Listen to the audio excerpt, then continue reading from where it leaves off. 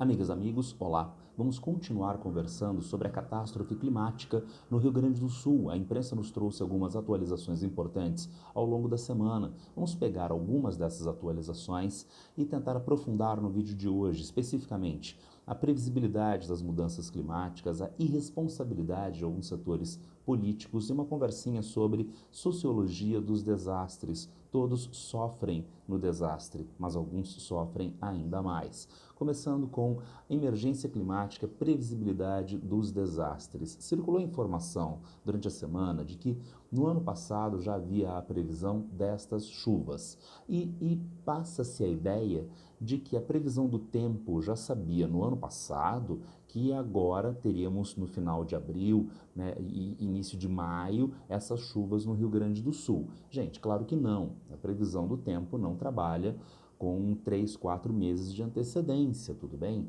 O que nós sabíamos no ano passado, ou melhor, nós já sabíamos há muitos anos, há quem sabe mais de uma década, acerca destes desastres naturais, inclusive lá no Rio Grande do Sul. Nós sabíamos isto, que nos é trazido pelo IPCC no relatório de 2021. Eu poderia ter pego o relatório de 2015, o relatório de 2022, eu peguei esta imagem do relatório de 2021 do painel intergovernamental da ONU para mudanças climáticas e que foi reproduzida num infográfico do G1. E o que ele nos mostra? Olha só, impacto das mudanças climáticas na América do Sul e Central. O IPCC projeta cenários para diferentes níveis de aquecimento global na comparação com 1850 a 1900. Atenção, na projeção para o final do século 21, tá? Então, frente ao ano de 1900, o que nós teremos de chuva e de temperatura aqui para a América do Sul até o final do século 21 com, vejam vocês, aquecimento de 1,5 graus. No nosso mapa da esquerda nós temos temperatura máxima anual, né? Depois no nosso terceiro mapa, a partir da esquerda, nós temos precipitação máxima de 5 dias e no nosso último mapa da direita nós encontramos dias consecutivos secos. Dá uma olhadinha, gente, novamente no nosso mapa da esquerda, que nós encontramos temperaturas mais altas, temperaturas médias mais altas em boa parte da América do Sul. E lembrando da nossa bolha de calor que nós estamos encontrando neste momento, tá legal? Avançando para o nosso mapa da posição extrema-direita, vejam vocês, dias secos consecutivos, mais dias sem chuva em boa parte da América do Sul, tá legal? Agora, vejam novamente o nosso terceiro mapinha desde a esquerda. Precipitação em 5 dias. Então, nós temos áreas que aumentam a precipitação de 5 dias. Nós temos aí aumento, uma variância na faixa de 10 a 20%, tá certo? Agora, o que é esta chuva máxima em 5 dias, gente? Trata-se de uma precipitação que é resultado das mudanças climáticas que acentuam os períodos secos e acentuam a chuva em curtos espaços de tempo. Então a gente passa mais tempo sem chuva, o nosso mapinha da parte direita, e nós passamos chuvas em curto período de tempo de caráter muito mais forte. Nós podemos entender isso relativamente facilmente através de alguns recursos da física e da climatologia. Eu coloquei aqui para vocês a umidade relativa do ar. Gente, umidade relativa do ar não é a umidade total do ar. Umidade relativa é definida, uma pitadinha de climatologia, como a quantidade de vapor d'água que está na atmosfera frente ao total que a atmosfera conseguiria reter naquelas condições. Porque há determinadas condições nas quais a atmosfera consegue segurar mais ou menos vapor d'água. A pressão atmosférica tem relação com isso, mas a temperatura tem uma forte relação com a maior ou menor umidade relativa do ar. E daí o nosso gráfico ao longo do dia. Vejam vocês, nós partimos ali à esquerda de 12, né? Meia-noite, na verdade. E o que nós temos na temperatura tracejada ao longo da madrugada? Temperaturas mais baixas. E vejam, a umidade relativa está mais alta. E ao longo do dia, amanhece o dia, 6, 7 horas da manhã, a temperatura vai subindo. Vejam, a umidade relativa vai descendo. E o que nós entendemos, portanto, quanto maior é a temperatura, maior é a quantidade de vapor d'água que a atmosfera consegue reter. Então, nós poderíamos ter ao longo do dia a mesma quantidade de vapor d'água. Poderíamos ter à tarde até mais vapor d'água no que diz respeito à quantidade total. mas à tarde, durante o período mais quente, a atmosfera consegue reter mais. Então, aquela mesma quantidade de vapor d'água, até quem sabe um pouquinho mais, é muito pouco frente ao total de água que a atmosfera conseguiria reter nessa temperatura. Agora, quando chove, gente, chove quando a umidade relativa do ar está mais alta, 75, 80, 85%, próximo do chamado ponto de saturação da atmosfera. Vamos juntar as coisas? Então, se nós temos aumento da temperatura média global e aumento da temperatura em diferentes regiões, como nós vimos no nosso mapinha anterior, então nós temos a tendência de redução da umidade relativa. Maior temperatura, a atmosfera consegue reter mais água e, portanto, diminui a umidade relativa do ar, tá legal? Quando chove mesmo? Quando nós estamos tendendo ao ponto de saturação, o que se torna mais difícil, tendo em vista as temperaturas mais elevadas. Como resultado, demora mais para chover. Demorando mais para chover, a gente tem então mais dias secos ao longo do ano. Só que a atmosfera está segurando enormes quantidades de água e, consequentemente, quando chove, vem uma chuva torrencial, uma chuva muito mais forte. Isso era o que o IPCC estava prevendo lá nos anos 2000, lá no início dos anos 2010.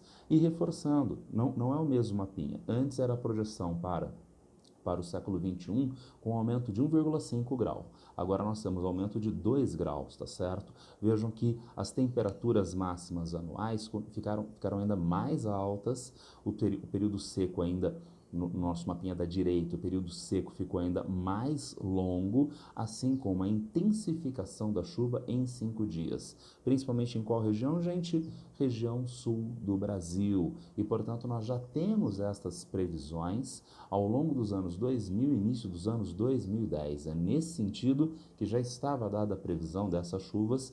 Eu estou analisando com vocês as projeções do IPCC para 1,5 grau, para 2 graus. Ainda tem de 4 graus, que nem merece a gente comentar, porque isto é de caráter apocalíptico, tá legal? E, portanto, já estava previsto, no que diz respeito aos modelos matemáticos, que nós teríamos uma intensificação de chuvas na região sul do Brasil, segundo o painel intergovernamental da ONU para mudanças climáticas. Não apenas o IPCC e as mudanças climáticas, nós estamos vivendo El Niño. E quando ocorre El Niño, qual é a tendência? Vejam, nos dois cenários, cenário de dezembro, janeiro, fevereiro, cenário de junho, julho e agosto. Nos dois cenários, a tendência é de aumento da precipitação nas regiões meridionais do Brasil. Então, nós temos os modelos climáticos que estão apontando para aumento da pluviosidade no sul do Brasil, aumento da pluviosidade com chuvas catastróficas em curtos intervalos de tempo. E isto é reforçado pelo fenômeno El Niño e, nesse sentido, era sim uma catástrofe anunciada. Era uma catástrofe anunciada, nós poderíamos então nos preparar, reduzindo a sua intensidade, quem sabe, mas principalmente com um preparo social, infraestrutural, em defesa civil, frente à catástrofe. Mas é isso que nós estamos fazendo nos últimos anos? Não, nós estamos fazendo o oposto disso. Essa é uma reportagem do Observatório do Clima mostrando 25 projetos de lei do chamado pacote da destruição. Eu não vou analisar os 25 projetos de lei com vocês, mas eu peguei aqui 4 projetos de lei da reportagem análoga da Deutsche Welle. Senado segue pauta antiambiental em meio às enchentes no Rio Grande do Sul.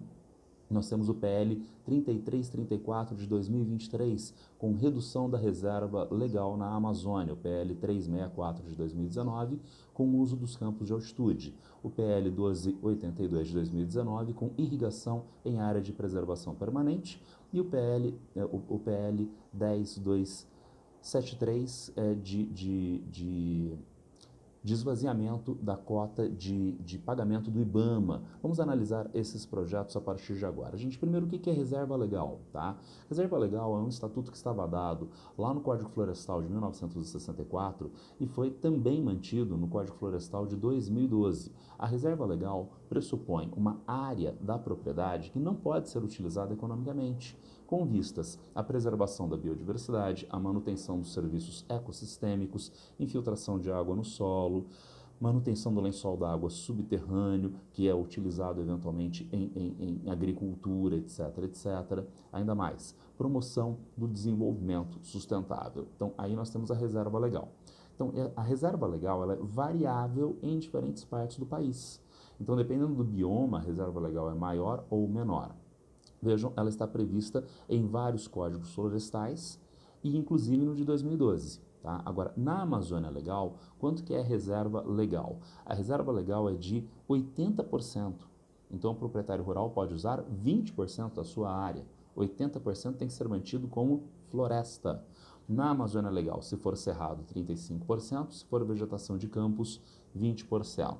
E 20% de reserva legal em qualquer outro bioma brasileiro, tá? No Cerrado, no Pampa, etc, etc. Tá? E você pode pensar, poxa, mas tadinho do proprietário rural na Amazônia, ele só pode usar 20% da sua área.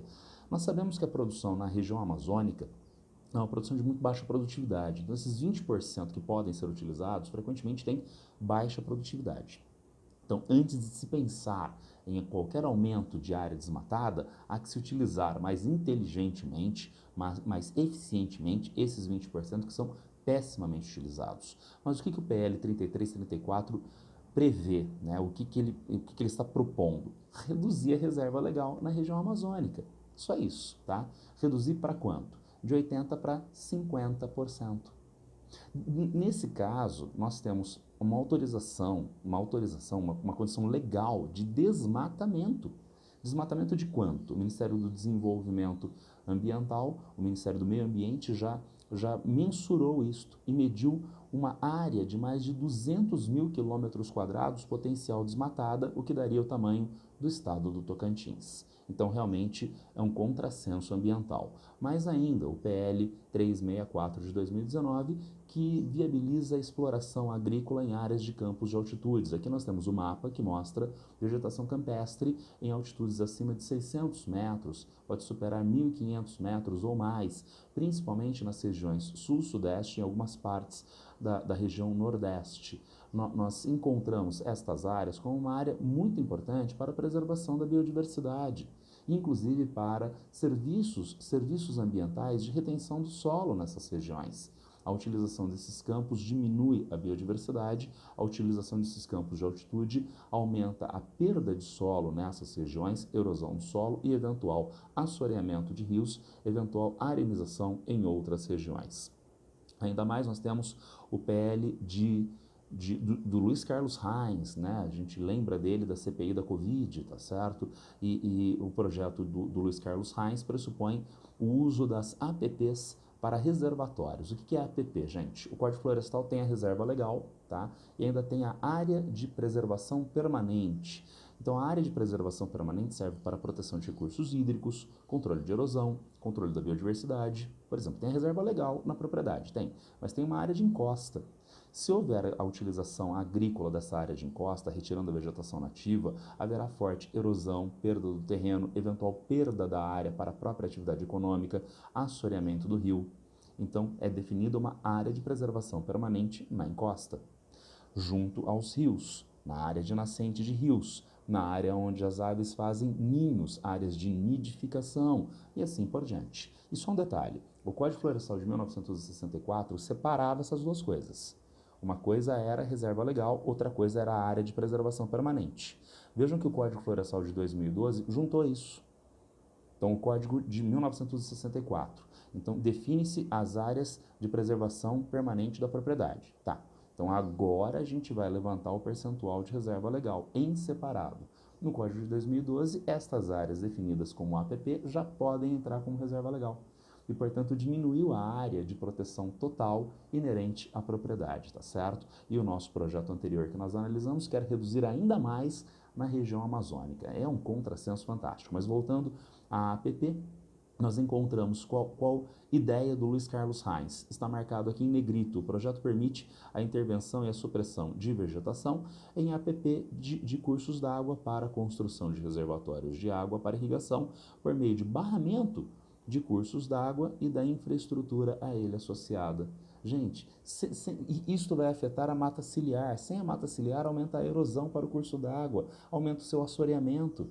Então, a APP junto a cursos d'água é justamente para evitar que haja esse tipo de exploração. uma exploração que afete a mata ciliar, como, por exemplo, a criação de reservatório. E é justamente o que o Luiz Carlos Reins está propondo com a construção de reservatórios junto à área de preservação permanente. É, portanto, uma irresponsabilidade bastante grande, né? Mas nós temos órgãos de fiscalização para evitar esses problemas, como o IBAMA. Mas para o IBAMA funcionar, ele precisa de dinheiro para chamadas atividades finalísticas, entre outros, para colocar o fiscal em fiscalização em campo. E, para tanto, ele tem recursos que vêm de impostos, vêm taxas, vêm de tributos, como é o caso da taxa de controle e fiscalização ambiental. Só que o projeto do senador, do congressista do Rio Grande do Sul, busca o esvaziamento dessa taxa. O IBAMA, sem dinheiro para atividade finalística, não pode usar, por exemplo, um helicóptero, não pode pagar o seu técnico para fazer a averiguação, para fazer a investigação lá em campo, e se não há investigação, não há fiscalização, não há, de fato, proteção ambiental. São 4 projetos que mostram esse esvaziamento do aspecto ambiental e que estão em tramitação no nosso Congresso Nacional com os nossos parlamentares. Vejam os partidos, né? MDB, PP, PL, né? Que são os mesmos partidos, por exemplo, negacionistas lá na Covid-19. MDB é bastante fraturado, né? Mas a gente tem o PP e o PL, que eram partidos fortemente negacionistas e que agora vêm com este negacionismo climático. Para nós fecharmos, uma conversa sobre sociologia dos desastres, porque nós tivemos uma falsa polêmica levantada durante a semana, uma falsa polêmica em relação a Aniele Franco, a nossa ministra da Igualdade Racial. Ela baixou uma portaria através da qual o Ministério iria dar uma atenção especial para quilombolas, para ciganos, para povos de terreiros, dentro do desastre no Rio Grande do Sul. A mesma coisa fez Sônia Guajajara, né, a ministra dos povos indígenas, e já acionou o Ministério do Desenvolvimento Social para que haja a distribuição de cestas básicas para comunidades indígenas lá da região sul, lá do Rio Grande do Sul. Tudo bem? Então, me parecem 2 medidas bastante acertadas de Aniele Franco e de Sônia Guajajara. Mas isto gerou uma suposta polêmica, né? O senador Flávio Bolsonaro utilizou, né, o Senado para fazer a seguinte declaração: é isso que a gente quer para a sociedade, como se a tragédia tivesse escolhido cor de pele. Depois ele fala mais algumas coisas e alguns palavrões que eu prefiro evitar falar para vocês. Então ele está dizendo que o desastre não tem cor de pele. Tá certo, o desastre não tem cor de pele. Como aconteceu com o furacão Katrina nos Estados Unidos em 29 de agosto de 2005. Tá? Então o furacão não é racista, o furacão não mata preto ou branco, né? O furacão tem ventos, nesse caso acima de 280 km por hora, e mata a todos. Mas vamos dar uma olhada nos dados? Os dados mostram mortos: 1833. Brancos mortos, entre 30% e 40% do total de mortos pelo furacão Katrina, sendo que os brancos de Nova Orleans compõem 41,9%, 42% do total. Vamos colocar 35% numa média não cientificamente válida, tá? 35% de brancos mortos em 42% de total de brancos, um pouquinho menos do que a média de brancos na sociedade. Agora, pretos mortos se estimam entre 60% e 70%, sendo que os pretos são menos de 50% do total das pessoas em Nova Orleans. Então, que engraçado, né? O furacão não é racista, mas o furacão matou mais pretos. Por quê? Porque a sociedade é racista, senhor senador Flávio Bolsonaro. A sociedade é racista e nas áreas de ocupação de pretos, os diques eram de pior qualidade, eram de manutenção mais precária. Os diques romperam, alagando os bairros de população pobre preta, matando essas pessoas. Então, sim, o furacão não é racista, mas a sociedade é. E daí acontece de o desastre ceifar mais vidas pretas do que vidas brancas. No pós-desastre, do mesmo jeito, a acessibilidade dos serviços de resgate, o trabalho dos serviços de resgate é frequentemente muito mais fácil nas áreas de melhor infraestrutura, que são, no caso, áreas brancas, lá em Nova Orleans, de gentes mais ricas. Então, nós precisamos sim averiguar, em uma sociologia dos desastres, o que o desastre produz a partir das contradições que estão dadas na sociedade. O resultado do desastre é o resultado das assimetrias, das desigualdades que estão dadas na sociedade, como nos mostra a Norma Valêncio no livro Sociologia dos Desastres, volume 2. Norma, que é professora da Federal de São Carlos, né? E eu tive a possibilidade de fazer uma disciplina com ela. O que nos diz Norma nesse livro, no seu primeiro capítulo? Vejam, primeiramente, quem sofre mais com os desastres, né? Diz ela, moradias de famílias empobrecidas ou em miserabilidade são as primeiras que desabam ou são arrastadas pelo impacto das chuvas e também as primeiras que precisam ser abandonadas circunstancialmente devido à ausência de provimento de água por secas e estiagem prolongada. Então, quem é o primeiro afetado no desastre? São as famílias mais pobres, são os grupos mais vulneráveis. Quem são os mais vulneráveis? Além do critério, além do corte de renda, nós temos os indígenas, nós temos os negros, que são os primeiramente afetados. Agora, mais ainda, e depois que acontece o desastre? Nós temos no pós-desastre esses grupos vulneráveis sofrendo ainda mais. Por preconceito, uma travesti pode não ser auxiliada por voluntários espontâneos ou pelas próprias forças institucionais, né, e sofrer e ter maior risco à sua vida. Então nós precisamos pensar sim nessas pessoas como agentes do seu processo e a partir das desigualdades que estão dadas na sociedade. Vejam vocês ainda, Norma, nesse primeiro capítulo do livro, ela diz: as mulheres no geral são relegados ao segundo plano no processo de reconstrução pós-desastre. Esse é um momento de crise e nesses a mulher costuma ser silenciada. Então não se dá ouvido à mulher, não se dá ouvido à minoria, sendo que estes desalojados, desabrigados, lembrando que são dois conceitos diferentes, né, esses desalojados, desabrigados, frequentemente são considerados como peças a serem movidas, é o que a gente está ouvindo agora. Cidades que vão ser movidas, bairros que vão ser movidos, quem vai mover a cidade? Quem vai mover o bairro? É tecnoburocracia? Não. Essas pessoas refugiadas climáticas precisariam ser ouvidas para que a gente pudesse ter essas pessoas agentes no processo de reconstrução das suas próprias vidas, lembrando então que há sim grupos mais vulneráveis e esses grupos são impactados mais intensamente pelo desastre, esses grupos sofrem mais no pós-desastre. Isso é bastante evidente, né? Só não é evidente para o senador Flávio Bolsonaro. Aqui eu tirei do Instagram, veja, do Porto Alegre 24 Horas. Né? A Associação Cristã de Moços disponibiliza abrigo para 30 mulheres com seus filhos e pets na unidade Vila Cruzeiro, em Porto Alegre. E por que abrigos só para mulheres? Será que as mulheres sofrem o desastre diferentemente, senhor senador? Não. É porque nós temos a notícia da semana de denúncias que parecem já estão comprovadas e há pessoas presas de assédio, de abuso sexual em abrigos. Então, quem sofre mais com isto são as mulheres. Há grupos, então, que são mais vulneráveis no desastre e precisam de um acolhimento de outra categoria. E sendo que todas as pessoas que são afetadas pelo desastre precisam ser agentes neste processo de reconstrução das suas vidas e não apenas objeto de uma tecnoburocracia inerente ao poder público. Era isso que eu queria passar para vocês hoje, a previsibilidade dos desastres, a responsabilidade de alguns políticos e essa pitadinha de sociologia dos desastres agora ao final. Quem tiver alguma dúvida, alguma crítica, já sabe, é só me encontrar a qualquer tempo nas redes sociais. Abraço para todas e todos e boa sorte.